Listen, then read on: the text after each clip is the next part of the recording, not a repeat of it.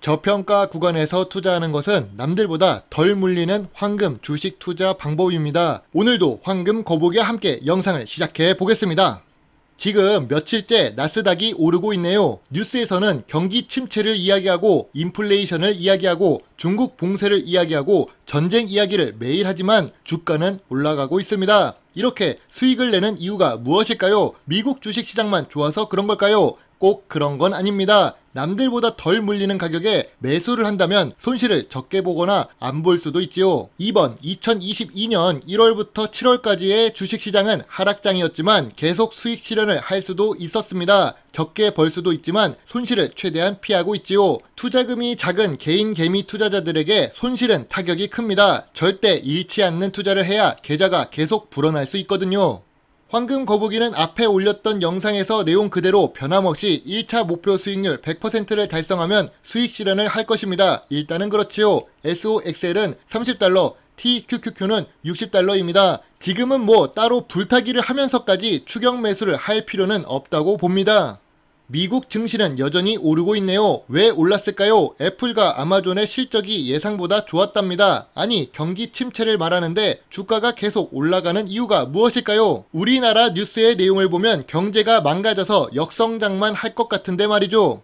7월 27일 뉴스에 부자는 더 돈을 쓴답니다. 비자카드 아시죠? 비자가 여행 회복세로 실적이 오른 걸까요? 아닙니다. 시중에 돈이 여전히 많이 풀린 상태라서 그렇습니다. 그렇다고 우리가 카드 안 쓰고 생활할 수 있나요? 아니잖아요. 결혼식 때 경기 침체라고 해서 운동복 하나 입고 가실 건가요? 여자분들은 괜찮아 보이는 가방도 들고 가실 거잖아요. 상반기 매출액이 28% 증가했답니다. 여전히 시중에 돈이 많은 거예요. 시장의 독보적인 기업은 문제가 없어요. 우리가 쿠팡 쓰듯 미국에서는 아마존을 사용합니다. 그것도 전 세계에서 아마존을 이용하는데요. 애플은 전 세계에서 많은 사랑을 받고 있습니다. 일본 애플 스마트폰 가격을 올린다고 하는데 계속 사고 있답니다. 인플레이션이 증가하면 믿지고 장사하는 회사가 있을까요? 그게 꼭 필요한 것이라면 안 쓸 수가 없겠죠. 시장의 독보적인 기업은 문제가 없다는 뜻입니다.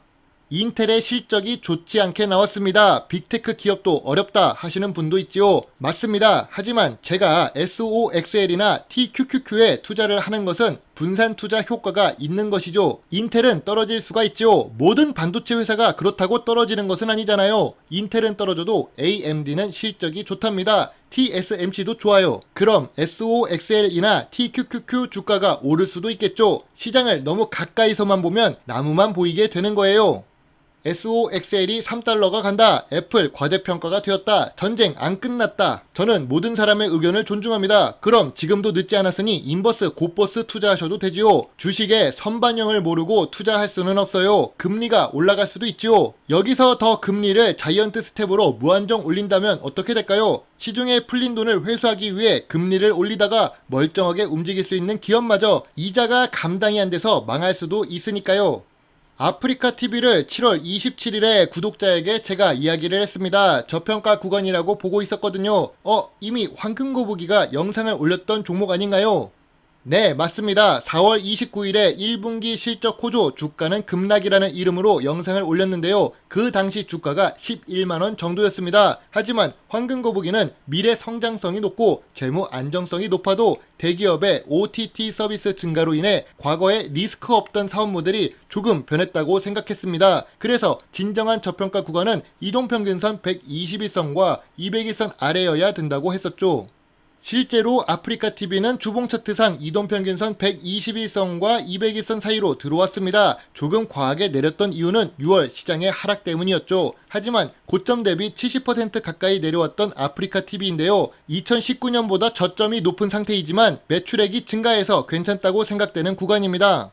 다만 조금 걱정되는 것은 있어요. 코스피 지수도 그렇고 코스닥 지수도 그렇고 단기간에 지수가 올라갔습니다. 코스닥 같은 경우만 해도 저점 대비 12% 상승을 했네요. 예전부터 지수가 8%에서 12% 정도 상승하게 되면 기술적으로 조정이 나옵니다. 지수가 상승기라고 해서 10포인트, 20포인트씩 매일매일 오르는 것은 아닙니다. 12% 정도 오르면 5에서 6% 정도는 하락을 했다가 다시 상승하는 모습이 나오기도 하죠. 그러니까 조정이 조금 나와도 너무 걱정할 필요는 없다고 봅니다. 단 추가적인 악재가 나오기 전에는 말이죠. 지금 코스닥과 코스피 모두 거래량이 감소했습니다. 지금은 재미가 없어요. 개인 투자자들이 손해를 못 참고 나간 사람들도 많다는 뜻입니다. 아쉽게도 제 친구는 6월 30일에 모든 손실을 안고 손절하고 나가기도 했죠. 그런 사람이 많아지고 있다는 뜻으로 거래량 자체가 감소했다는 것을 알 수 있습니다. 바닥은 시간이 지나서 알 수 있습니다. 그래서 바닥을 정확히 맞출 수는 없지만 지금은 바닥권 근처라고 생각할 수 있죠.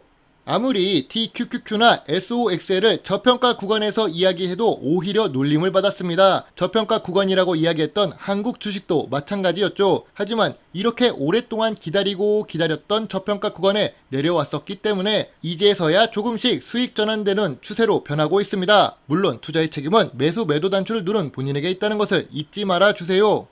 황금 거북이는 함께 주식 투자 공부를 하실 구독자를 찾습니다. 제가 북튜브도 운영하고 있어서 책 지원을 많이 받는 편인데요. 도서 무료 나눔도 진행하고 있으니 어려워하지 마시고 오픈 채팅방에서 기다리고 있는 황금 거북이를 찾아주세요. 오늘도 긴 영상을 시청해 주셔서 감사합니다. 좋은 주말 보내세요. 황금 거북입니다.